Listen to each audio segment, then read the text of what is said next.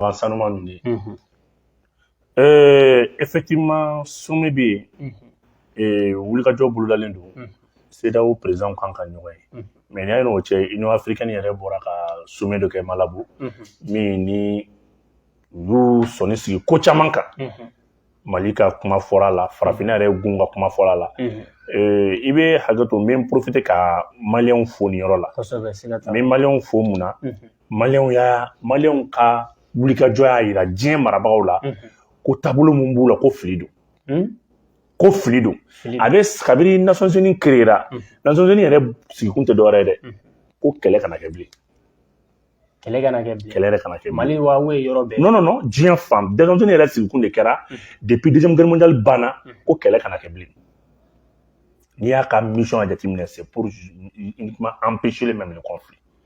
ça fait intervention yɛrɛ tɛ dɛ ka diɲɛ yɛrɛ bali kɛlɛ kana kɛ tugun tellement que deuxième guerre mondiale la saya kɛra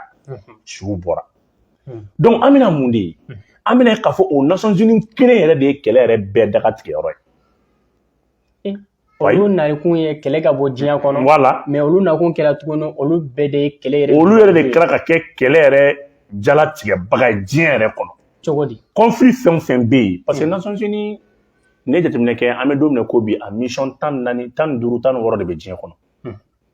a tɛ Mali dɔrɔn na a bɛ Congo Nations Unies bɛ yɔrɔ dɔw la a bɛ san 60 dɔw san 50 dɔw san 40 dɔw san 35 dɔw san 27 donc n'a y'a sɔrɔ kɛlɛ ban don dɔ ka ni mɔgɔ min bɛ se k'a ɲɛfɔ an ye filɛbagaw la Nations Unies ye kɛlɛ ban min ɲininkali bɛ yen ni mɔgɔ min bɛ se k'a fɔ an ye Nations Unies ye kɛlɛ ban min ni maa min b'a ça fait n'a bɛ kuma mɔgɔ ka n'i ka jamana to diɲɛ bolo k'a fɔ k'i b'i ka jamana ka ko suma mɔgɔ wɛrɛ ta ma mais Malabo sommet la il y a eu 2 sommets Union africaine ye sommet 2 de kɛ kelen u ye min ta Mali kama janfa min siri Mali kama a mɛnna a yera mais fɔlɔ la président yɛrɛ bɛɛ farala ɲɔgɔn kan k'a sɛbɛntiya k'a fɔ min kɛra diɲɛ mɔgɔbaw fɛ diɲɛ yɛrɛ marabaw ye taabolo mun ta k'u to kɔfɛ k'u da don farafinna kun na k'a y'u lamaloya a y'u lamaloya Mali ta o ye sababu wɛrɛ ye mais farafinna yɛrɛ bɛ ka mara cogo min na o kumara u y'a yira k'a fɔ effectivement sanction yɛrɛ de bɛ ka problème juguya ça fait diɲɛ yɛrɛ kun kelen bɛ ka mesure mun ta n'an yɛrɛ bolo ko nin de bɛna kɛ sababu ye ka gɛrɛntɛ sigi mɔgɔw la parce que n'i bɛ mɔgɔ sanctionner f'i ka kɛ mɔgɔ tilennen ye Nations Unies yɛrɛ tɛ tilennen tɛ fangatigi minnu b'a kɔnɔ olu tilennen tɛ n'o ye Américains ni Occidentaux minnu b'a kɔnɔ n'olu yɛrɛ bolo olu de ye diɲɛ fagatigiw ye ka sɔrɔ diɲɛ kumatigiw de don fangatigiw la dɛ u kumakan de ka bon donc a bɛ n'a fɔ olu tɛ foyi la kuma fu dɔrɔn non mais kuma tɛ fu yɛrɛ tɛ dɛ u ye médiaw de dominer u ye médiaw de dominer donc Mali problème kuma fila bɔra kɔnɔ Mali k'i préparer dɛ fɔlɔ ko Vanko k'a yira k'a fɔ ko Wagner bɛ farafinna fan o fan u kan bɛ Mali ni Centrafrique de ma filanan ye mun ye u bɛna a lajɛ ka fɛn min ye Conseil de sécurité ka fanga di États-Unis ma n'o ye OTAN ɲɛmɔgɔ ye o kana ka na intervenir Sahel kɔnɔ o de y'a kɛ u kɛlen bɛ ka sɔrɔsiw dɔw préparer u kan ka taa kan de formation dɔ kɛ Mauritanie c'est que Niger b'a la OTAN CEDEAO yɛrɛ dugu 4 5 ɲɔgɔn b'a la u bɛ ka force dɔw préparer u kan ka taa formation kɛ Maroc Maliyɛnw k'a lamɛn u bɛ ka taa formation kɛ Maroc donc o ye mun ye c'est pour k'a lajɛ OTAN bɛ ka nalen min na Mali Sahel kɔnɔ c'est pour empêcher les Russes parce que u ɲɛ b'a la k'a fɔ il y a 19 pays africains aujourd'hui min bɛ k'i tɛgɛ bɔ Russie nɔfɛ donc Mali dɔrɔn tɛ k'i tɛgɛ bɔ Mali dɔrɔn tɛ mais Ala barika la o y'a sɔrɔ Mali bɛ kulu dɔ kɔnɔ n'an b'a fɔ ma ko le nouvel ordre mondial o fana ye Russie Chine Inde Brésil o duguba ninnu Mali yɛrɛ fana bɛ o fana kulu fana kɔnɔ Mali sera o kulu kɔnɔ cogo di Mali ka partenaire avec la Russie Mali b'o kɔnɔ déjà siga tɛ min na le 4 juin n bɛ min fɔ Asimi ye k'a fɔ Mali marabaw ye le 4 juin ni embargo wulila Mali ka état d'urgence décrété embargo wulilen kɔ ni embargo wulila dɔrɔn Mali ka état d'urgence décrété embargo wulili Mali ka diyaɲɛ tɛ dɛ a fɔlɔfɔlɔ ye min ye seliba sera u ka sagaw bɛ bɔ Mali la yan siga t'a la Côte d'Ivoire b'o la Sénégal b'o la dugu caman b'o la u ka fɛn bɛɛ bɛ bɔ yan u ka dugumɔgɔw bɛ yɔrɔ min na pression kelen don filanan ye mun ye embargo in wulilen kɔfɛ CEDEAO y'i bolo di OTAN ma ni CEDEAO y'i bolo di OTAN ma Mali k'a dɔn o kɔlɔlɔ fɔlɔfɔlɔ ye mun ye Mali bɛ obligé ka bɔ CEDEAO la automatiquement Mali tɛ se ka partenariat kɛ ni Russie ye ka tila k'a ka sécurité a ka quitus di OTAN ma ko OTAN ka n'a dɛmɛ ka terrorisme kɛlɛ donc o tɛ se ka kɛ mais o tɛ se ka kɛ o Mali tɛ se ka c'est vrai CEDEAO dugu wɛrɛ bɛ se k'o kɛ mais Mali tɛ o parce que l'armée malienne monte déjà en puissance siga t'a la ni armée malienne bɛ ka se sɔrɔ armée malienne n'a pas besoin d'une organisation internationale sinon sous-régionale je ne sais pas sinon continentale k'a fɔ ko a bɛna a mago bɛ kulu dɔ la ko ka di i bolo d'a ma ko k'ale dɛmɛ mun ko la Mali tɛ se ka kɛ a ka armée bɛ dynamique dɔ kɔnɔ a ka armée bɛ monter a ka armée bɛ ka dynamique dɔ kɛ a bɛ ka se sɔrɔ a ka kɛlɛ la au même moment Mali bɛ k'i bolo bɔ u kun ye MINUSMA G5 Sahel Barkhane u Nations Unies yɛrɛ kun ye mandat di dugu minnu ma ka na Mali dɛmɛ olu de ye Mali coro donc e ka kuma la sa a bɛ n'a fɔ ni Mali kɛlen k'a tɛgɛ di Russie ma a man k'i tɛgɛ di mɔgɔ wɛrɛ ma tuguni mɔgɔ tɛ puissance fila de sɔrɔ ka jamana kan siga t'a la dugu b'i yɛrɛ kalama i tɛ puissance fila de sɔrɔ ka jamana kan parce que n bɛ nin yɔrɔ walawala i ye CEDEAO ko OTAN ka n'ale dɛmɛ OTAN ye traité de a dannen don a yɛrɛ ni dugu minnu ye membre y'a la a son article 5 a b'a fɔ ko ni bin kɛra dugu kelen kan ko bin kɛra dugu bɛɛ kan bon mɔgɔw ma min faamuya juridiquement n'o ma walawala d'accord ni OTAN ko k'a bɛ dugu min fana dɛmɛ sala ni sekɛr'o fana ma OTAN fana kan ka intervenir o dugu la o kɔrɔ ni OTAN ko a ye contrat k'a ni CEDEAO cɛ est ce que ni magara CEDEAO dugu kelen na est ce que OTAN fana tɛ intervenir est ce que ni Russie ye a lajɛ bi k'a fɔ ko Russie touchera dugu dɔ la CEDEAO dugu membre dɔ la est ce que OTAN tɛ se ka Russie fana kɛlɛ wa parce que contrat bɛ CEDEAO ni OTAN ni ɲɔgɔn cɛ est ce que bi ni OTAN ko k'a bɛna don Mali kɔnɔ ka terrorisme kɛlɛ i n'a fɔ G5 Sahel y'a kɛ cogo min na ka couloir kelen d'ale ma Boni ani Gossi o de tun bɛ G5 Sahel bolo Mali y'a gɛn sisan o couloir minɛla est ce que bi ni Mali ye o ɲɔgɔnna kɛ ni G5 CEDEAO ye CEDEAO ka couloir dɔ di Mali yɛrɛ kɔnɔ ka couloir dɔ di OTAN ma est ce que bi n'u k'u bɛna terrorisme armé ka terrorisme financer est ce que Russie bɛ se k'u bali wa donc a y'a dɔn k'a fɔ janfa min bɛ ka Mali kɔnɔ parce que Américains ka Sénat olu ye loi dɔ ta an b'a fɔ o ma ko 73-11 o loi 73-11 o ye quitus mandat di États-Unis gouvernement ma k'a ka kɛ cogo bɛɛ la Russie bɛ ka monter en puissance min kɛ Afrique kɔnɔna la ko ka taa lajɔ u ye wari voté u y'a d'a ma u ye moyen voté k'a d'a ma u tila ka intervention militaire yɛrɛ daga ye n'a bɛ se k'o kɛ a k'o kɛ parce qu'ils ont compris que olu ye kɛlɛ minnu boloda Sahel kɔnɔna la au lieu de Africains ka segin parce que ni Union africaine ni CEDEAO bɛ c'est les occidentaux maintenant qui les financent tous donc ni bi olu bolo ko CEDEAO bɛna ou bien Union africaine bɛ taa dɛmɛ de ɲini o fɛ ou bien Mali bɛ taa dɛmɛ de ɲini o fɛ mais o kɛra sababu ye dugu b'a la ka olu yɛrɛ to yen k'i kunda Russie donc il faut tout ko sugu bɛɛ kɛ k'o dynamique in stopper bon ni CEDEAO ye tɛgɛ di OTAN ma Mali bɛ se ka OTAN bali ka tɛ intervenir Mali la wa donc automatiquement systématiquement plutôt Assimi bɛ courage de ta a bɔra G5 la cogo min na a bɔra Barkhane na cogo min na a bɔra kulu tɔw la cogo min na ni kɛlɛ in ni nin taabolo parce que u bɛ ka force min bila ka taa formation kɛ Maroc Mali sɔrɔsi kelen t'a la Mali sɔrɔsi foyi t'a la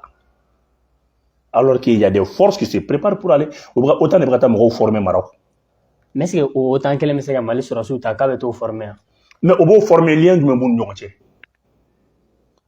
bi OTAN contrat bɛ Niger ni OTAN dugu dɔ cɛ n'o ye France ye ni OTAN kelen ka base kelen bɛ yen B52 filɛ nin Niger n'a ye OTAN jɛ a bɛ taa intervenir Niger à travers la France mais Mali ye France gɛn est ce que bi mun bɛ Mali ni OTAN cɛ mun bɛ Mali ni OTAN cɛ donc ni Mali ma bɔ CEDEAO la Mali y'i bolo bɔ France bolo k'i bɔ bolo o dɔnni fɛ ni forme kura wɛrɛ de bon bɛɛ bɛ hinɛ fɔ Américain Américain tɛ hinɛ wallahi Américain tɛ hinɛ Américain b'i ka dugu san 100 kɛlɛ a b'a prévoir k'aw bɛɛ faga k'a ban Américain k'ale ka intérêt français bɛ reculer dɔɔni wallahi hinɛ bɛ français la donc France Américain ka jugu ni français Américain ka jugu ni français siɲɛ 100 n b'o f'i ye donc nin y'an bɔtɔ ye k'an bɔ saya cɛman bolo ka taa an da muso an bɔ saya muso bolo k'an da la cɛman ma wa a bila i kun na dɛ i bɛna fɛn min ɲɛ la i ti maliko la i tɛ min yɛrɛ dɔn o de bɛna kɛ o ye jumɛn o tɛ dɔwɛrɛ ye o dafɛ jamana in si tɛ se Mali la kɛlɛ la a si a bɛɛ ta i k'a lajɛ kɛ frontière bɛ Mali ni dugu o dugu cɛ Mali bɛ yɔrɔ min na ko bi a jɔlen don a yɛrɛ kɔrɔ cogo min na ko bi Mali bɛ se ka kɛ misali dilan de donc force africaine na ka n'a fɛ o de y'a to Antonio Guterres a ye munumunu kɛ kɔsa in na a y'a jira k'a fɔ ko ka MINUSMA yɛlɛma ka kɛ force africaine ye ka MINUSMA yɛlɛma ka kɛ force africaine ye maintenant avantage jumɛn b'o la Nations Unies bolo sisan u kun y'a kɛ mission internationale min ye a kun bɛ il y avait plus de 70 nationalités min b'a kɔnɔ alors que a daminɛna ni force africaine de ye fɔlɔ-fɔlɔ a kun bɛ wele ko MINUSMA kun tɛ dɛ MINUSMA ça c'est juste maintenant une force africaine olu ma se a y'a élargi à d'autres forces à d'autres personnalités à d'autres nationalités tu m'excuses donc sisan a bɛna segin ka na africains na parce que finman min bɛ Amérique kɔnɔ finman min bɛ France armée kɔnɔ u bɛna Burkina ni Côte d'Ivoire fini de don olu la ka Burkina ni Côte d'Ivoire fini don olu la awɔ u bɛna Burkina ni Côte d'Ivoire de fini don olu la olu kɛ i n'a fɔ o tuma na fɛn min ye MINUSMA mɔgɔw ye k'a sɔrɔ force française ni force américaine de don o ye politique ko ye dɛ non n ko u t'u kɔ don jamana Mali parce que n'i ye Mali sɔrɔ diɲɛlatigɛ la i tilala gɛlɛya o gɛlɛya bɛ occidentaux kɔnɔ pour que ka réussir k'a to yen maintenant c'est la géopolitique c'est la géostratégie n b'a d'i ma CC la i b'a fɔ nin sisan kana taa yɔrɔ jan dɛ Union européenne mago bɛ gaz la bi gaz min bɛ Mali la a bɛ se k'olu permet u mago foyi tɛ jɔ Russie la don n'a nataw la donc gaz bɛ Mali la sisan gaz yɛrɛ bɔra ka na Kulukoro mara de kɔnɔ sisan hali i kɔlɔnsitɔ gaz bɛ wuli k'i kunbɛn k'a fɔ k'i bɛ taa gaz ɲini bilen Mali la o tɛ dɛ gaz yɛrɛ de bɛ ka bɔ ka mɔgɔw wele k'a fɔ k'a bɛ yan mais gaz bɛ ka puya a yɛrɛ ma donc ni mɔgɔw bɛ bi k'i bɛ taa kɔlɔnsi la forage minnu bɛ taa autorisation minière minɛ k'a fɔ k'u bɛ taa kɔlɔnw ni fɛnw sen a bɛ f'i ɲɛna Kulukoro mara kɔnɔ k'i farati n'i bɛ taa kɛ i ta kɛ a baara ni assistance dɔ tɛ yen sinon i gaz bɔtɔ tasuma bɛ se k'a ka mobili sɔrɔ tellement que gaz découverte kɛlɛyara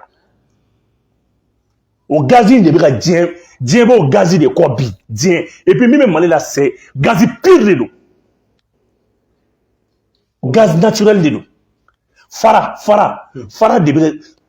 fara dɔ bɛ Mali jukɔrɔ o de le Mali dispose 17 terres rares 17 dugukolo 17 min ɲɔgɔn tɛ diɲɛ kɔnɔ o bɛ Mali la dugukolo façon 17 wayi ni Mali ta tɛ yɔrɔ si a tɛ yɔrɔ si fara ka gaz produit a yɛrɛ ma ka gaz produit 2 ans n'a m'a bɔ a bɛ tunun fara ka gaz a ka combinaison gansan ka gaz produit Maliyɛnw ti Mali dɔn quoi i b'a dɔn diɲɛ bɛ yɔrɔ min na diɲɛ b'a yɛrɛ faga Mali nɔfɛ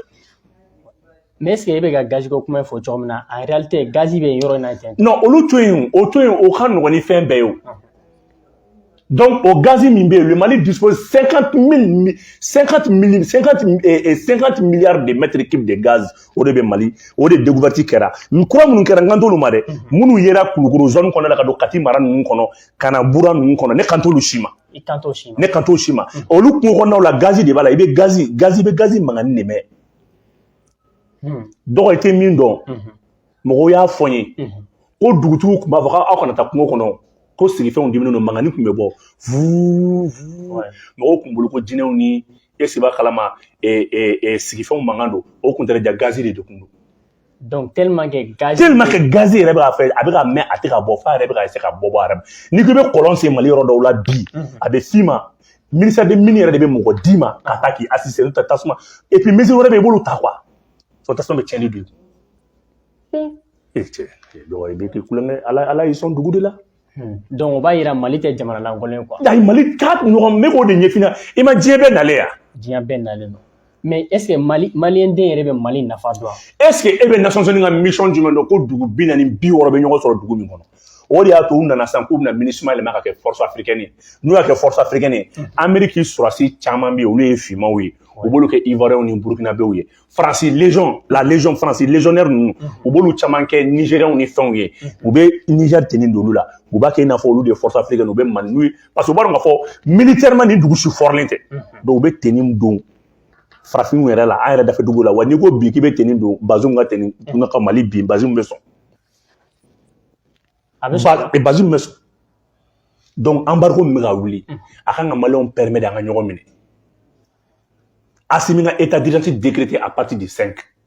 Mais e ko kuma kɔnɔna la sa n'i y'a ye embargo in bɛ ka na wuli le 4 juin na ko Saliba min bɛ ka se o de bɛ ka kɛ ko ka embargo wuli mais est-ce que non Saliba a la fitini parce que embargo de bɛ dugu min olu sɛgɛnnen don u bɛ ka coup min préparer ka bali kɔnɔ sisan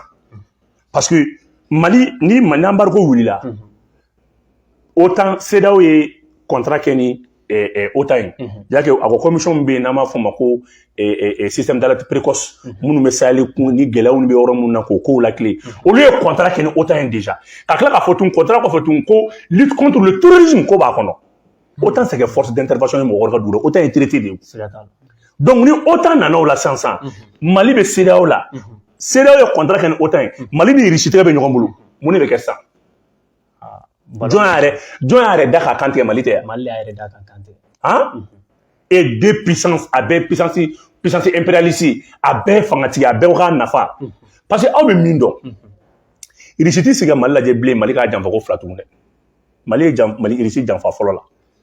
ka tila ka segin ka na Russie nɔfɛ Russie y'i bolo jan ni zen sabanan in na Russie fɛnɛ mana ni Mali ye Russie taara ni zen Russie tɛ taa koyi Russie fɛnɛ bɛ fara terroriste de kan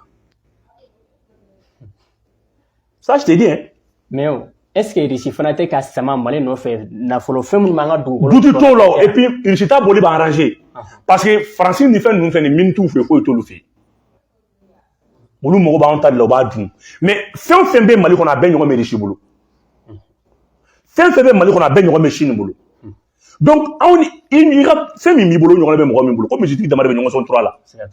mais i ni France bɛ jɛ France de bɛ ka Areva a b'i kunna ko cour mondial la ka taa Areva kuma la c'est conseil min bɛ kɛ mondialement Areva Iran safula i bɛ yafa ma ne ko Areva Iranium yɛrɛ diɲɛ kɔnɔ Iranium yɛrɛ ka sigili kumaba mun bɛ kɛ diɲɛ kɔnɔ France de bɛ taa Niger représenter France Niger yɛrɛ tɛ taa yen dɛ c'est la France qui représente le Niger Niger yɛrɛ min ye Iranium tigi ye Niger tɛ taa dɛ France de bɛ Niger représenter bon ye Niger ni France ka bɛnkan ni o la non o kuma na o kɔrɔ ko Niger ta la jumɛn a bɛ bɔ min fɛ yen e ma taa fo min bɛna a san e ni Ala tɛ dumuni feerela ni dumuni sanbaga ni hôtel tigiw ka réunion bɛ yen est ce que clients de bɛ taa hôtel représenter yan hein donc a b'i kunna e bɛ mun nafa de fɔ nin ko la bi k'anw ka hɛrɛ bɛ nin na ni Mali bolo bɔ Russie bolo ma ko Mali kɛra sababu ka Russie janfa Russie ta tugun Russie fana bɛ to yan ka terrorisme kura de dilan mais ne ma min faamu ne fɛ Russie ni France ni bɛɛ de mɔgɔ kelen ye ayi o tɛ mɔgɔ kelen aw bɛ se ka dɔ gɛn ko dɔ ka to jamana u tɛ mɔgɔ kelen ka n'o fɔ Mali ka premier partenaire ye Russie en 1962-63 Russie ka participation kun ye 27% de dans l'économie malienne France de kun ye deuxième partenaire économique ye pas militaire et économique Russie de kun bɛ Mali sanu kun bɛ bɔ kalanna de fɛ Russie de kun b'a bɔ 20%. 20 tonnes, tu m'excuses. À 20 tonnes, Mali est herbe sur n'a. Mais bi Mali sont 70 tonnes. Au 70 tonnes, Mali n'y aurait 400 milliards. Avec la Russie, où la moitié. Notre l'armée était super équipée. Ton eau comme ça, ils ont comme glan. Radio glaro comme Mali la Russie, Russie comme radio glaro beglan. Mon gros club donc, et c'est qu'à but qu'on a tout de Québec Russie ni France dans Français sans de 100 kemenani Français ni Mali be jela c'est que tal il dit la Français ka bo gidron do ko Français minda il bolo de gidron do la do ko Français ka gidron dalen fleni attends il bolo jo Mali armée $1 million avion do la ko Français avion dil ka rebe mi utiliser ka do fleni de 1960 en 2017 il y a 84 000 militaires déformés 84 000 militaires maliens. Mais donc, o dungo ko fɔlɔ fɛ e ko sa ko France ma deli ka arme bila ka na Mali kɔnɔ mais o dungo fɔlɔ fɛ ni maliyɛnw tun bɛ bɔ k'u ka sɔrasiw ka défilé kɛ sisan nɔ k'a tun bɛ kɛ ni France ka matériel de o ye tiɲɛ de ni tɛ ne ma deli k'o mɛn n'i tɛ ma deli k'o mɛn Mali bɛ se ka taa minɛnw singa ɲɔgɔn mɛn Mali bɛ minɛnw louer ɲɔgɔn mɛn mais ka bɔ Mali ka bɔ ni France ka minɛn kelen fɔ France nana ni matériel dɔ ye France Mali guerre gansan na France armement feere France 24 avions France minɛn minnu feere diɲɛ kɔnɔ Égypte ye minɛn joli san France fɛ avion joli san France fɛ France ka Mirage n'a ka Rafale ninnu a ye joli feerela Mali kɛlɛ la France bɛ Mali guerre ta k'a kɛ catalogue de ni bɛna France ka Rafale bɛ France ka avion kelen sa ou bien a ka Mirage d'assaut ninnu kelen sa ni ko avion ka manœuvrage ani avion ka caractéristique a bɛ Mali guerre de ta k'a tigɛ manœuvrage minnu kɛr'o la Daniel Boitin binna avion 6 min bɔra Tchad ka na intervention kɛ Mopti a bil'u kunna a b'o avion ka manœuvrage catalogue o de dilannen b'a bolo a b'a d'i ma donc la crise au Mali c'est comme une source économique pour l'armée française k'a ka minɛnw feere France bɛ ka fɛn fɛn kɛ a bɛɛ film b'a bolo a b'a bɛɛ démontrer k'a jira ka France ye avion dama min feere Mali kɛlɛ dɔrɔn kama a ka taa ni avion ba joli a ka taa ni avion 100 joli Mali kɛlɛ dɔrɔn kama Mali kɛlɛ dɔrɔn tellement que a ye démonstration kɛ est-ce que n'i m'a filɛ est-ce que Égypte ou bien Tunisie olu ye 24 décembre ou bien 20 comme ça France olu ye o de avion san France bolo donc anw ka sa France mɔgɔ t'o la dɛ a bɛ démonstration min k'anw fɛ yan kabini Ala k'i dan b'a finna k'a daminɛ bi fo ka taa commentaire la ni dɔ k'a bila ni France bila ka guerre kelen gagner France ma deli ka kabini Ala ye France dan ma guerre kelen gagner. L'armée française est formée et conçue pour la défense intérieure. Elle est meilleure en infanterie. France armée quand infanterie de la. Duguma kɛlɛ la o duguma kɛlɛ bɛ dan France yɛrɛ territoire ka fɛn n'o kana kulonkɛ la o la France yɛrɛ kɔni territoire ka défense y'a ɲɔgɔn t'o la u yɛrɛ fɛn wayi mais an b'a fɔ min ma ko intervention extérieure France armée est nulle a ma deli ka taa yɔrɔ la k'a gagné na yɔrɔ dɔ fɔ France armée ma deli ka guerre France armée ma deli ka intervention extérieure l'armée française est nulle o France armée bon n'a fɔra ko mun y'a kɛ Mali coup d'état tɛ ban parce que an ka officier supérieur bɛɛ bɛ former France de tu ko de bi kunna c'est pour ça Assimi école de guerre dayɛlɛ an ka officier ni école d'application ni école d'état-major a bɛɛ bɛ kɛ an yɛrɛ fɛ yan mais i bɛ ka ɲinɛ yɔrɔ dɔ kɔ wagati tɛmɛna Mali kɔnɔ maliyɛnw y'a jira ni France ma na ko ça va pas Ala ni France ma na ko ça va pas n ko ye France de ka kɛlɛ dilanni France de 2011 France de bɔra ka na 2012 la le janvier 2012 France de avion France de o y'a sɔrɔ Kadhafi bɛ i dɔn ka kuma in ɲɛf'i ye i k'a faamu Kadhafi avait une armure kun tɛ Kadhafi bolo armure de kun bɛ Kadhafi bolo armée fitini Kadhafi de kun bɛ mɔgɔw di ATT ma ATT b'u former u bɛ déserter n'u ka formation banna k'u digi marifaci la parce que Kadhafi ka renseignement na Kadhafi kun ɲɔgɔn tɛ renseignement na Kadhafi y'a ye k'a fɔ ale ye minɛn san parce que o y'a sɔrɔ commandant Massoud en 1980-81 ani Russie ambassade attaquera en 1986 nin bɛɛ ju bɔra Kadhafi ka renseignement de la il va kuma faamuya donc Kadhafi ni CIA kun bɛ ɲɔgɔn bolo a ye moment na l'Amérique kun bɛ ɲɔgɔn bolo a ye moment donné donc Kadhafi ko bon comme ni terroristes bɛ bilalen ɲɔgɔn na a y'a to n ka armée Kadhafi armée mun san dogo la dan t'a la Irisiw bolo fo ka kɛ Kadhafi ka bâton dɔ de a ka minɛn dɔ de intercepté la laki dɔ kan Américains bolo o y'a sɔrɔ o bâton min don a ka kɛ ni bâton 40 ye armement na donc Kadhafi kelen k'a yɛrɛ armée bi armement bɛ Kadhafi bolo o cɛ t'a bolo Kadhafi dun ba ye bɛɛ bɛ bɔ Kadhafi ba ye maliyɛn de a ba ye kɔrɔnfɛn u b'a fɔ cogo min na histoire b'a fɔ cogo min na n t'a maîtriser kosɛbɛ donc a y'a ɲini ATT fɛ u ka mɔgɔw former neuf o yɔrɔ dɔ u b'a fɔ kuma la k'u ka wari bɛ ATT bolo a bɛ mɔgɔw former n'u kilala maintenant u bɛ déserter n'u kilala u bɛ déserter u bɛ taa Libye donc France service de renseignement o de mɔgɔw fara ɲɔgɔn kan o de former o de MLA ye ka tila k'a fɔ olu ma bon i ko maintenant Libye binna et Tripoli binna o y'a sɔrɔ kan ka taa Sirte après Ben Walid m'a dɔn n'i y'a faamuya donc o y'a sɔrɔ Kadhafi ka armée bɛ ka reculer a bɛ ka reculer donc Kadhafi ka armée kun tɔ taara a ka élément dɔw bɛ yen olu de kun ka fisa fo k'a faga donc France ko bon n'a kun b'a ninnu récupérer a ye ninnu de récupérer ko a bɛ nin mun na a tɛna aw fa jamana kan k'an ka indépendance da aw ma France de y'o fɔ France de MLA yɛrɛ créé MLA bɛ kuma France plateau kan waati min na o y'a sɔrɔ MLA kun tɛ exister sɔgɔmada fɛ dɔrɔn ATT la wuli ko mɔgɔ ni marifa bɛ ka tɛrɛ i ka dugukolo kan alors que Libye ni Mali tɛ frontière ye u tɛmɛna Niger ye o tuma na Niger fana k'ale mun ni marifa ye donc u ye coordonnées GPC de kɛ arme na k'a bila Mali nord la ka arme jigin cargaison ka coordonnées k'u la parce que il y avait deux pistes abandonnées à Kidal au nord du Mali fɛn min tɛ sali ten yen piste abandonnées caman de bɛ yen donc i bɛ jigin a kan Mali armée tɛ bɔ a kalama donc u y'o de kɛ o y'a sɔrɔ ATT kun kɛlen bɛ ka accord d'Alger accord Alger 2006 la a kun sɛbɛnnen bɛ k'a fɔ ko armée dan ye Gao ye Donc, à partir de Kidal, dans la zone Azawad, qu'on dit Force Delta, Force Delta, il y a des agaliers Fanga Sorodi là. Donc, en ce moment, trafic de drogue de Kumebo, Espagne, Kabo Kolomé, Kateme, Katamouritanie. Où il y a doum. Non, en ce qui est ni est dodo débat already. Nous, on y est fina, Mali, tourisme, donatou, donc, bref, Sarkozy dit, nous l'amena, Kafo, bon, il y en a un qui parce que n'a pas affaibli. Et mais la créera tini. Quand Mali sur la scène, moi, qui m'a dit qu'à quand au lieu de Abeke, au lieu de faire Beke, ou clairement, comment mina, France ou claco nani, claco woro, ko sabaye rebelle, ko sabaye jadizue, quoi, aye accord pour la paix, c'est ni moi sabaye, akadon mbola, alors qu'on beku yukuli. Il y a du Emela de la Emela de Mali attaqué. Donc, France, là, quand Dela Molin de Yadaka Naka Jamakulu. France, ben nous perdons. Il était mis nos France, ben nous perdons. Ou bien, on va attaquer 2 minutes au dos, ou bien qu'on trouve Emela. Ou bien qu'on claque, même, dans ce qu'il a Gaudo, ce qu'il a Kidal, ce qu'il a Tomoku. Amsadim n'a pas créé ou la cour, n'a pas les tailles, n'a pas Malik Laligoy. Donc, France, là, ce coup-là, ACA, Ninindi, Ninini, coup-là, groupe Woro, Saba, ou est rebellé, Saba.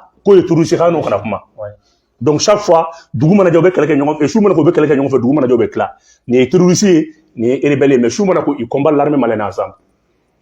C'est ça le jeu. Donc il y a un tableau mi hôtel. Ou bien minke, ou bien un système qui est already après le cas d'embargo manaouli. Ou Dougou demande de bien sur ta formation au Maroc. Ou bien ta formation au Maroc, autant de temps tout formé. Oui, Dougou demande. Niger bala, Dougou nous tenait coréen, ou quand tu as donné Dougou nani Dougou non nabo. Dougou nani Dougou. Dougou. On est quand ta formation gagne. Oui. Donc, c'est ça. Embarquons une wuliti herede. Malon ka, akana blou kuna malon ka nyogo mina alibi. Parce que la Russie est prête à une disposition bêta. Bi, c'est ça, on est position de clarifier. Mali débat à clarifier, c'est ça. Parce que Mali ko, bara insiento Mali au katala. A été contracté autant c'est donc akinam tale tala mais ni tale va matérialiser donc moni be que c'est ça ni embargo wula ola parce que Mali sera pas te fouiller la Mali suspendu pour que le Mali ait maintenant la main libre les mains libres pour faire nos signer il bora CEDEAO là-haut il bora CFA là-haut il bora na fou Mali la suspension a wuli donc tant que suspension ma wuli Mali te ka fouiller Mali te fait ka fouiller que faut suspension a wuli ni suspension wuli là c'est ça Mali kana do nous nga jeu kono Mali ka bo CEDEAO là tant que CEDEAO ne autant me contre la Mali qui se voit là ma fa ka bo CEDEAO là remade na tant que CEDEAO ne autant ko contrat bu non che Mali ka bo là donc en tant que CEDEAO ne autant che ni contrat ko wala Mali ka ni en tant que partenaire de CEDEAO ne autant che au koro Mali ni riche ka partenaire ka évoluer tout donc abena fo anga to riche fait ko fa anga ta do fait bon net au don Mali nyemo de ko apprécier mais ne ko mbora ka min foni c'est embargo wulila asina état d'urgence décrété ka frontière perso militairement ka mo be donner mais fui ka yele ça fait quoi ka do fra niveau de sécurité kan sikatala donc abina fo na sur la na me sinogo de la anga wuli kan jan ama fo ke kelen kono en fait donna kono de mais woni a bantodi c'est ça terrorisme djihadisme rébellion jabe ko yo fui aya don sans femme mais kelen ko fait terrorisme de djihadisme de aya ketande accord ga sien fait en sona en maçon a be ko yo fui puissance wore de ko Mali no fait et puis avec la complicité de la CEDEAO aussi vous faire couper Mali kelen mais au tissé bara be bana parce que mouna on va ta formation au Maroc parce que Maroc ni Algérie mandi Sahara occidental problème là ou be faire kan ko mo la loger au Kona la travers le Maroc donc Algérie est avec la Russie avec le Mali donc au corps les deux pays africains mina benno ka réussir demain nous non ko de bina wulu do ko be démonstration nyele ma tigni mi au Sahel amena kele ke 9 km² de Kona la Sahel est be 9 km² et 9 millions de km². Donc, Mali n'y aura là 841 000 km². Algérie, non. Il va faire, il va donner comme Mali armée de niveau. Il m'a qu'elle est mis là. Qu'elle est mis ni bala kalitarku la nabe seben kitabu kono ka bla odem lake. Bon, an kon me ka ye armu koni u be ka don an fe Mali kono mais an ta do fu be ka ta a singare wa walma ni u be ka ta wari yɛrɛ bɔ Mali budget la ka ta san wa. dɔgɔ mɔgɔ tɛ arme singa mɔgɔ ma sa arme fini kɔyɔrɔ la fini tɛ kelen ko ye gɛzinɛr tɛ o bazin fɛnɛ tɛ n'i y'a singa ŋa tɛ se k'i faga n'a ye i bɛ mɔgɔ ka fini singa a b'a la segin ma n'i ye marifa singa mɔgɔ ma a b'i faga n'a ye donc o to yen nin y'anw ta di nin y'an yɛrɛ halala nin y'anw halala de i bɛna kɛlɛ min ɲɛ la i sigi k'o kɔnɔ dɔrɔn i bɛna fɛn min e bɛna fɛn min ɲɛ la i b'o de lajɛ c'est la raison pour laquelle États-Unis ko Turquie ma k'a bɛ Turquie suspend parce que Turquie États-Unis ka avion na san F-35 o F-35 mun bɛ yen fɛn kelen min bɛ se k'o F-35 in filɛ bi bi in na fɛn kelen bɛ se k'o détruire avion min tellement ka teli o de ye Rusiw ka système de défense aérienne dɔ bɛ yen ko est-ce que b'a kalama S-400 o S-400 F-35 mana tunun cogo o cogo ale bɛ se k'a repérer k'a ye k'a gosi k'a lajigin a mana tunun cogo o cogo o b'a lajigin bon o de base Rusiw b'o base de installer entre le Mali et l'Algérie parce que États-Unis ka F-35 de bɛ sɔn ka fɛrɛ anw ma parce que a bɛ yɛlɛ a ka teli n'o tɛ France ka mirage ninnu kɔni ko tɛ bon o kan ka jigin ni appareil min ye o bɛ anw de bolo c'est pour cela quand Turquie kelen k'a fɔ k'a bɛ S-400 san Chine Russie bolo Amérique ko non k'ale ma jɛn n'a ye parce que fɛn bɛ se ka ne ka minɛn lajigin e ne ka minɛn feere e ma fɛn bɛ se ka ne ka minɛn détruire e y'o fɛnɛ san donc e bɛ fɛ ka ne ka minɛn concurrencer de donc o bɛ cogo min na o F-400 kelen de fɛnɛ installé non entre le Mali et Algérie donc a ka avion fɛn fɛn bɛ wuli depuis a wuliyɔrɔ la a b'a jigin hésité o la ka na siga o la yɛrɛ c'est pour cela Lavrov ye ambassadeur africain bɛɛ fara ɲɔgɔn kan a fɛ yen k'a fɔ k'an k'a dɔn k'a fɔ États-Unis ni France occidentaux ma gɛlɛya ta ka dugu si sɛgɛrɛ ko Rusiw m'u jɔ i kɔ kɔrɔ donc ko de wulila koyi donc n'a sɔrɔla an sigilen ɲɔgɔn don an ka wuli k'an jɔ ala n ko dollar si tɛra États-Unis tɛ se ka foyi kɛ tugun dollar jiginna fɔlɔ-fɔlɔ $1 est égal à 107 roubles a jiginna ka na 180 roubles sisan dollar bɛ 50 roubles ou bien 60 roubles la gazi tɛ san dollar la tugun foyi tɛ dollar bɛ ka jigin de a tɛ ka guerre kelen kɛ a tɛ se États-Unis tɛ ka guerre kelen kɛ a ye guerre kelen min kɛ a si tɛra n'o ye Irak ta ye bon nin b'a jigin e se b'a kalama franc guinéen bɛ yɛlɛ ni euro fɛn dollar ye franc guinéen kelen n'a ye kɛlɛ in kɛ franc guinéen bɛ yɛlɛ dollar sanfɛ bisimila a ka kɛlɛ yɛrɛ fɛnɛ sa bɔ nin ko ninnu bannen don a mɛnna ninnu ye ala ka latigɛw de ninnu sɛbɛnnen don dɔnnibaga bɛɛ ye nin fɔ ɲɔnɔ cɛbakɛ ninnu bɛɛ ye nin fɔ dɔnnibaga bɛɛ y'a fɔ Mali dɔnnibaga bɛɛ ye nin fɔ i bɛ nin kɛlɛ ban ko kɛlɛ in a banna pewu mais mun de la wa Afrique la Mali bɛ se ka janfa minnu bɛ ka kɛ Mali la Mali bɛ ka bɔ kalama cogo min na munna dugu tɔ ninnu fana tɛ fara Mali kan k'an juguw kɛlɛ kun jumɛn na f'olu ye fara jugu de kan ka Mali kɛlɛ e yɛrɛ ni minnu ye golofinman kɛlɛw ye mais e mɔgɔ mana o président bɛɛ peuple africain bɛɛ b'a fɔ k'olu ka président ye Assimi de ye aw bɛ bolo ko président t'u bolo parce que peuple bɛɛ b'a yɛrɛ Assimi de la Assimi de ye Afrique bɛɛ président ye sisan Sud-Africains ma marché ko Assimi ya Burkinabés ma marché ko Assimi wa Gabonais ma marché ko Assimi ya Nigériens ma marché ko Assimi wa Maliens ma marché ko Assimi wa o ma président t'u bolo donc o ye k'a fina n'i ka duguden janfa a bɛ taa nɔrɔ wali président na hali y'i den n'i t'a la dɔn ka ɲɛ a bɛ taa dumuni kɛ wali du kɔnɔ Afrique bɛɛ président de ye Assimi donc sɔsɔli foyi t'o la ayi o tɛ wuli yɛrɛ o kuma banna a mɛnna olu tɛ discuter o dɔgɔ olu banna o mais est-ce que o kuma ye tiɲɛ jumɛn n'o kun mɔgɔw bɛ se ka bɔ i ka jamana kɔnɔna la i b'a dɔn du kɔrɔ cogo cogo den dɔw kɛra cogo cogo bɛ k'e fa kɛɲɛ denw ye olu tɛ se ka mara i ka cadrage kɔnɔna la i n'a fɔ par exemple sisan e ko Burkina population bɔra k'a fɔ ko u bɛ Assimi dɛmɛ jamana bɛɛ bɛ ka bɔ k'o fɔ mais est ce que olu ka ɲɛmɔgɔ ye mun ye ninnu ka nin tɛ boli tɛ sanjikɔrɔ wɔsi y'u bolo wa ka bɔ mun na k'a fɔ k'u bɛ ka Assimi dɛmɛ kɛ e yɛrɛ ma fɔ sisan ko Afrique bɛɛ y'a yira e bɛ ɲinɛ min kɔ u y'u ka président de bila ko Assimi na degi mais u ka président tɛ k'a kɛ o n'u m'a kɛ u b'u bɛ ko population bɛɛ de b'a ka président minɛ e bolo ko Assimi nana cogo di n'an ye dɔ de minɛ Assimi ka na ou bien an ye dɔ de minɛ Assimi ka na o le coup d'état vient du peuple armée dɔrɔn tɛ se ka coup d'état kɛ o peuple de bɛ wuli fɔlɔ donc peuple de bɛ wuli k'u jɔ ka Mali ladegi i tɛ président ɲɛnama sɔrɔ a baara n'i ma wuli k'i jɔ yɛrɛ donc n'a fɔra ko Afrique de mais n'a fɔra ko Assimi de ye Afrique bɛɛ président ye sisan kana taa sɔrɔli ko la yɛrɛ o ko yɛrɛ bannen don yɛrɛ e yɛrɛ sɔnn'o ma a ne tɛ dɛ diɲɛ yɛrɛ de sɔnn'o ma bɛɛ sɔnn'o ma moi minnu bɔra ne ka fisa n'olu ye mais munna ni diɲɛ sɔnn'o ma an tɛ Afrique États-Unis d'Afrique ye mun na a tɛ Assimi bɛ nin bɛɛ kɛ sa e k'a to a ka tila nin na fɔlɔ ma ye kɛlɛ minnu b'a ɲɛ i jɔ a ka tila olu la fɔlɔ an ma taa ko dugu bɛɛ président ka Assimi ko dugu de ko k'olu ka président ye Assimi Assimi tɛ taa Assimi m'a ɲini k'a bɛ kɛ États-Unis Assimi baarakɛ nɔ de kɛ mɔgɔw ɲɛkɔrɔ a fɛ donc e bɛ ka min fɔ ne ye o y'an donné étape wɛrɛ kɔnɔ pour le moment Assimi m'a fɔ k'ale ta ye mɔgɔ ye mɔgɔ de ko ale ka mɔgɔ ye Assimi ale fɛ ka fara Assimi kan mɔgɔ tɛ kasi la Mali ambassade Mali passeport non Mali nationalité nɔfɛ u bɛ kasi la don o don n ko kunna depuis ale ye Gabon dan depuis Gabon indépendance dama France bɛ Gabon fo bi t'i da ka sunɔgɔ nin ko banna ni kɛlɛ la bɛɛ latigɛra ka ban ala bɛ ban don min na a bɛɛ kelen don foyi tɛ nin na e bɛ ɲinɛ min kɔ Mali sanu bɛ bɔ fɛn dɔ bɛ Mali sanu na ko platine o de bɛ ka fusée dilan fusée bi États-Unis et Russie de ɲɔgɔn tɛ fusée la n'a moteur Russie de bɛ États-Unis fusée min bɛ sankolo la moteur bɛ Russie de b'a dilan ka d'a ma Russie de b'a dilan ka d'a ma o bɛ dilan ni fɛn min ye platine de ye i delila k'a ye don jumɛn Mali sanu bɔtɔ k'u ko platine bɔra Mali la bon sanu bɔ a bɛna yɛlɛma sisan sanu ni fɛn fɛn bɛ bɔ a bɛɛ bɛ to Russie nin banna sa ça fait kɛlɛ in bɛ kɛ duguma a bɛ kɛ sanfɛ n'a gɛlɛyara arme fila bɛ yen arme saba bɛ Russie bolo Poséidon ale ni Satan bɛ yen ça fait quoi a dɔw bɛ yen u bɛna ji de fɛ a bɛ tsunami de créer dɔgɔfini ban ka ji min donc an kana se o yɔrɔ ma quoi kɛlɛ in États-Unis t'a kɛ a moyen t'a ye mais a bɛ an bagabaga de an k'an jɔ an ka to an ka président ninnu kɔ a b'an bagabaga de se foyi t'a ye dollar bɛ ka jigin de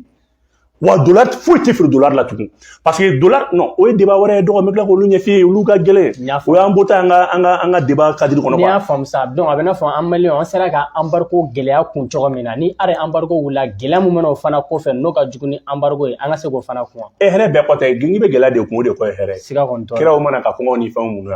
n'a y'u jɔ kun tɛ ala mana ni sun yan an ka bila an kunna an tɛ foyi sɔrɔ ten an ka kɔngɔ muɲu an ka fɛn bɛɛ muɲu maliyɛn ɲɔgɔn bɛ yen sun na maliyɛn bɛ kuma dumuni ko la ten dɔrɔn ka mɔgɔw la fɛnɛ sinon kɔngɔ tɛ foyi kɛ maliyɛn ala yɛrɛ de y'anw ni kɔngɔ da bien que balo b'an ka jamana kan olu to yen sa o gɛlɛya ninnu to yen n bɛ min f'i ɲɛna dɔrɔn fɛn min bɛ ka na i b'o de jateminɛ Mali ka bɔ embargo bɛ ban dɔrɔn Mali ka bɔ ni Mali ma bɔ CEDEAO la OTAN bɛ fɛn kɛ Mali la parce que a b'i kunna ni puissance fila ɲɔgɔn sɔrɔ dugukolo sanfɛ o tɛ taa tugun dɛ Russie tɛ taa dɛ n'a bɛ Mali kɔnɔ ko n'a ye bolo bɔ Russie bolo Russie tɛ taa tugun dɛ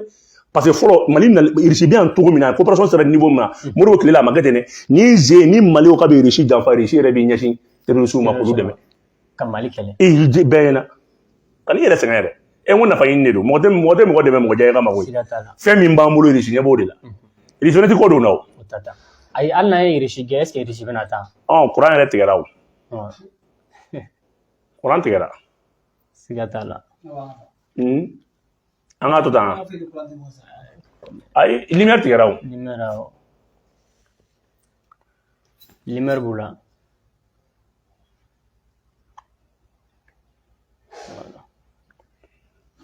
voilà ɲininkali wɛrɛ bɛ yan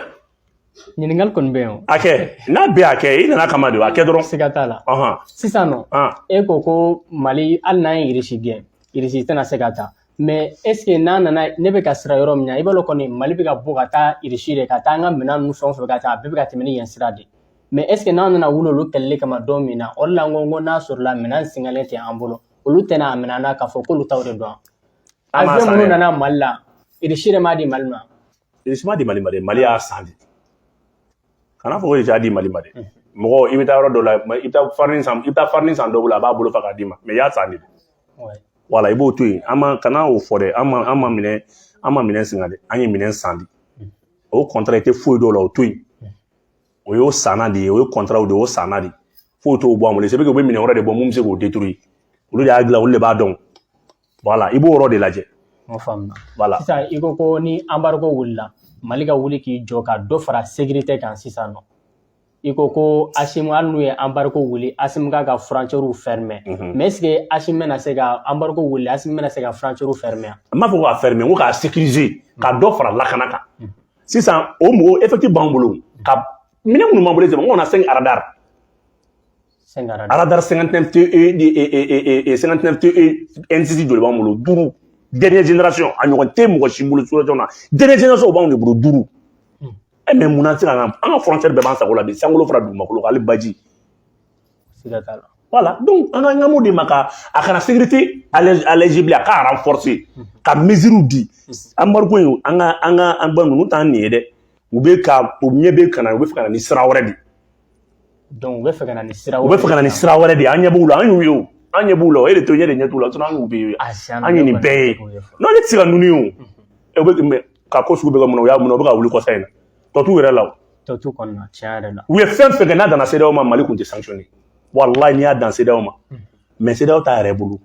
a bɛ dugu wɛrɛ ka baara la CEDEAO kɛlen ko maliyɛn foroko mɔgɔ de bɛ nɔnɔ k'a kɔnɔ ka fɛn bɛɛ a bɛ yen ten donc o to yen a bɛ fɔ k'a wuli a bɛ fɔ k'a sigi a bɛ k'a wuli a bɛ k'a sigi a yɛrɛ t'a yɛrɛ bolo quoi voilà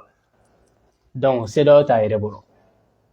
sisan i ko tuguni ko ni embargo wulila i ko Mali tɛ se ka foyi k'a yɛrɛ bolo tant que embargo ma wuli ka b'a kan ne fɛ sisan ni embargo wulila ka Mali la Mali y'a yɛrɛ tirer ka bɔ G5 la cogo min na est ce que an bɛ se k'an yɛrɛ tirer ka bɔ CEDEAO fana la ten nɔ oui parce que G5 la an ma suspend donc CEDEAO donna an suspendé don qui vaut la signature du Mali aujourd'hui et Afrique k'i bolo bɔ fɛn bɛɛ la i ka signature jɔda jumɛn b'a la fɔlɔ n'i donna la de kuma la i bɛ bɔ a la aw de bɛna kɛ o u b'an na olu tun bɛ ka saraw ɲɛ o de to u y'a la munumunu walasa an kana bɔ a don ta a tant que u kɛlen ka contrat kɛ ni o tɛ Assimi tɛ sɔn ka n'i yɛrɛ sɛgɛn Assimi tɛ sɔn ka n'i da k'i miiri o la yɛrɛ o c'est un homme c'est un brave homme cɛba tɛ siran foyi ye diɲɛlatigɛ la a ka kuma ma ca ayi sa taba ni mɔgɔ min ko Mali bɛ bɔ G5 la n'o kun fɔra e bɛ da o la voilà bon a tɛ se mɔgɔ si ma mais kana maga Mali la dɔrɔn n'o tɛ n'ale sera ɲɔgɔn ma voilà sisan e yɛrɛ bolo lakana bɛ ka sabati kɔni Mali kɔnɔna la Mali est ce que dugu dɔw bɛ yen nɔ ko Mali sɔrɔdasiw kun tɛ don a dugu kɔnɔna la mais est ce que Mali bɛ ka se i n'a fɔ Kidali n'a ɲɔgɔnnaw Mali de ma taa kɛlɛ EGS ni fɛn tɔgɔ ye de État islamique u fila bilalen ɲɔgɔn na n ko ye 150 civils de faga Mali armée de wulila ka taa u dégager ka bɔ yen hali sisan mana Tesalite kan bɛ jɔn bolo Faransiw ka base militaire tun bɛ kan fɛn fɛn kɔnɔ Tesalite ni Kidali jɔn b'a kɔnɔ n ko armée Mali de b'a kɔnɔ o tɛ Tesalite tɛ Kidali kɔfɛ yan kana ɲɛlen ko Mali yɛrɛ armée Kidali yan Mali armée de ta ye Kidali ye Tesalite base ye Faransi min bila Mali armée de b'a kɔnɔ Gao Mali armée de b'a kɔnɔ Tombouctou Mali armée de b'a kɔnɔ base fɛn fɛn bila Mali armée de b'a bɛɛ kɔnɔ avion min wulila ka taa Bamakɔ kɔsa in na ka taa population civile sécurisée Mali armée de don olu question ninnu banna mɔgɔ olu tɛ poser tugun olu banna o siga t'a la a faamu voilà sisan ni kuma non n b'i fo bi baro komi waati tɛmɛnen an bɛ thème kelen ta nin kun ye fɛn k'a fɔ dɔrɔn Assimi ka état d'urgence décrété embargo wulilen kɔfɛ a k'a essayer parce que u bɛ ka fɛnw labɛn komi Assimi yɛrɛ fɛnɛ mɔgɔ sigilen tɛ a b'a kalama u bɛ ka kow labɛn Maroc an ɲɛ b'u la u bɛna an sɔrɔ yan et puis u b'a fɛ Antonio Guterres ko ka MINUSMA yɛlɛma ka kɛ force africaine ye parce que u ka finman minnu b'u ka armée kɔnɔ u bɛ fɛ k'olu la intervenir Mali la donc parce que u yɛrɛ y'a dɔn sa Mali est super u ye sɔn n'o Mali ye o ɲɛ b'u n'u ka ko bɛɛ la u sɔn n'o Mali ye dɛ voilà u ka rapport wɛrɛw bɛ yen émission wɛrɛ n b'o kɔnɔna détaillé u yɛrɛ ye min sɛbɛn ne tɛ dɛ u yɛrɛ ye min sɛbɛn u ka rapport kɔnɔ n yɛrɛ bila k'olu f'i ye u yɛrɛ ye min sɛbɛn Mali kan félicitation na n yɛrɛ bila k'olu f'i ɲɛna problème t'a la aw faamuyana